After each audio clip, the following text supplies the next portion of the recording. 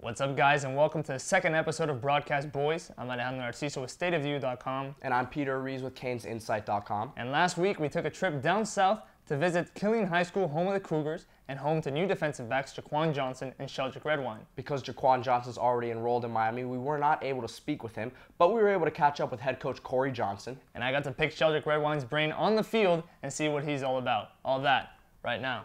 Now, here at Killian, Jaquan had a lot of freedom to kind of roam around defensively. I mean, you guys let him be the special player he is. Where do you see him fitting in at Miami on that defense? He's a kid that can do multiple things. He can blitz. He can cover the deep half. He can cover the slot and man-to-man. He can come up and support the run. Oh yeah, his mindset is crazy. You know, he won't let nobody get down. You know, even when we're working out at the park, you know, just doing stuff alone, he's like a coach. So, you know, if you bend over, he's gonna get you up. You know, he's gonna motivate you to be a better player and just motivate the team to do better too. Mm-hmm.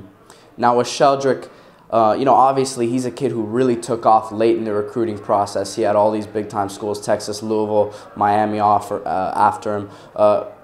What was it like for you guys as coaching staff watching him grow?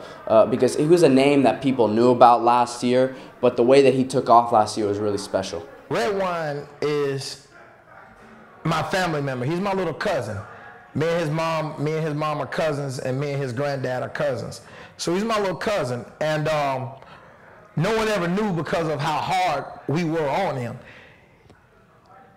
After his sophomore year, he didn't want to even be here anymore. He wanted to leave because of our harsh coaching style, because of, because you have some of those kids where you have to push them to a limit, and we pushed him to a limit to where it was either going to be swim or sink, and he swam. All right, so Peter, you got a chance to sit down with Cory Johnson. What really impressed you from what he said?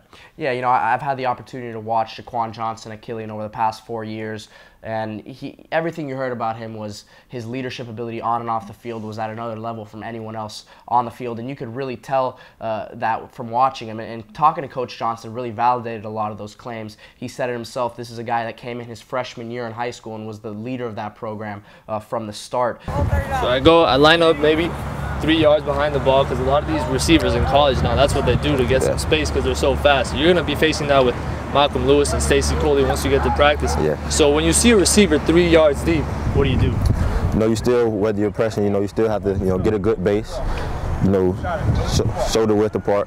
You know, being a defensive back, the biggest thing is patience. So a receiver lining up that far off the ball, you know, you just, have to be patient. Trust what your coaches teach you, you know, whichever way they release, try to get a hand on them to reroute their route, try to, you know, make their route longer than they're trying to be, and then that's the key. All right, so with this space, a lot of these fast receivers, they try to do a false step, so they try to freak and then go to the left. So I'm going to try to do that right now. What's your mindset when you see that little false step? Let's say seeing the false step, with little quick receivers, the best thing to probably do is, the shuffle step, to create bigger space, because, most receivers don't like contact. So, they think you're pressing them, and then when they come at you, shuffling your feet to try to reroute them. So you try to press them after you reroute? Yes. All right, so let's try to go. So I'm going to go like this. So you stop.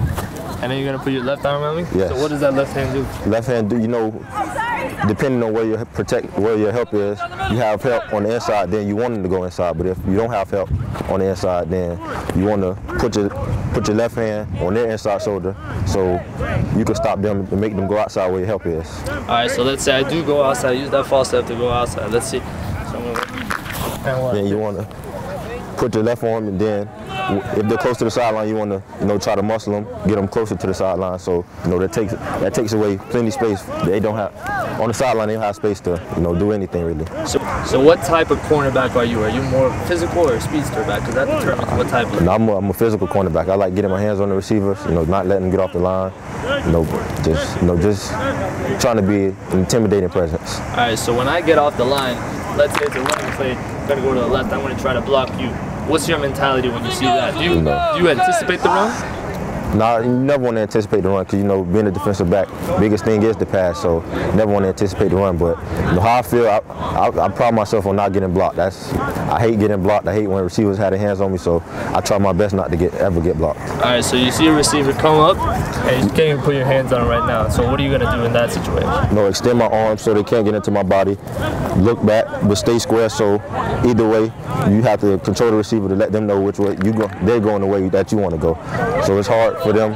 If they can't get into your body, you control which way they go. So if the running back tries to go outside, you swing them inside. You can make the tackle outside. You try to cut back in, you can swing them outside and go back inside. All right, that'll wrap it up for the second edition of Broadcast Boys. We'll be out at the Miami NFTC Combine this Saturday, where some of the top prospects in South Florida try to qualify for the opening.